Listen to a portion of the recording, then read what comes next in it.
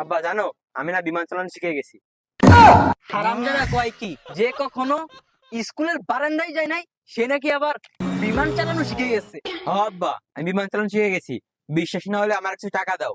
হারামজাদা টাকা দিয়ে কি করবি তুই? আরে আব্বা, বিমান চালাবো। হারামজাদা বিমান চালাতে কি টাকা লাগে নাকি? আব্বা তুমি আমার 1 লাখ টাকা দাও, বিমান চালিয়ে সন্ধ্যার সময় তোমার 10 লাখ টাকা দেবো। কি বলিস? আমি তোকে এখন 1 লাখ টাকা দিলে তুই সন্ধ্যার সময় বিমান চালিয়ে আমাকে 10 লাখ টাকা দিবি? আব্বা তার থেকে বেশিও যদি পারি, তুমি শুধু টাকা দাও।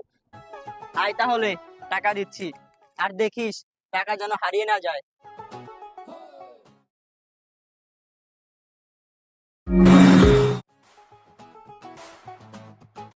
কি মিরাজ ভাই, এত খুশি কা? আরে আর বলো না ভাই, আমার পোলা বিমান চালানো শিখে গেছে।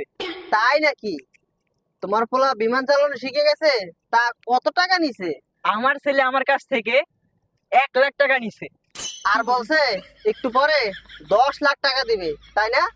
হ, তা তুমি কি করে জানলা? তোমার ছেলে বিমান চালানো শিখে গেছে, কিন্তু সেটা গেমে। গেমের বিমান মানে? আরে মিয়া নাটক না করে বুঝিয়ে বলো।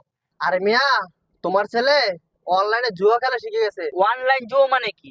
অনলাইন জুয়া মানে অনলাইনে বিভিন্ন ধরনের গেম নামিয়ে তোমার ছেলে ওটাতে টাকা নষ্ট করতেছে, তার মধ্যে বিমান একটি।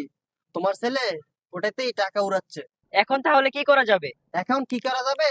তাড়াতাড়ি তোমার ছেলেকে যায় আটকাও, নাহলে 1 লাখ টাকা প্লেনে উড়িয়ে দেবে। আচ্ছা ভাই, আমি যাই দেখি আমার পুরোটা কি করতেছে। হ্যাঁ, যাও যাও, তাড়াতাড়ি যাও, নাহলে বিমানে সব টাকা উড়িয়ে দিবে।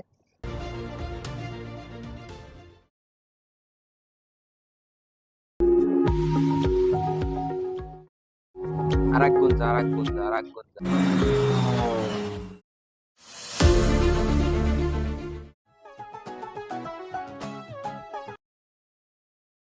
ওই কি রে, কি হয়েছে? মাথায় হাত কেন?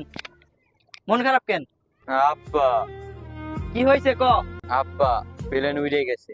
প্লেন উঠছে ভালো কথা, তুই আমার 1 লাখ টাকা দে। আব্বা প্লেন উড়ার সাথে তোমার 1 লাখ টাকা উড়ে গেছে। হারামজাদা, তার মানে তুই আমার 1 লাখ টাকা দিয়ে অনলাইনে জো খেলছিস? আজকে তোর খবর আছে রে।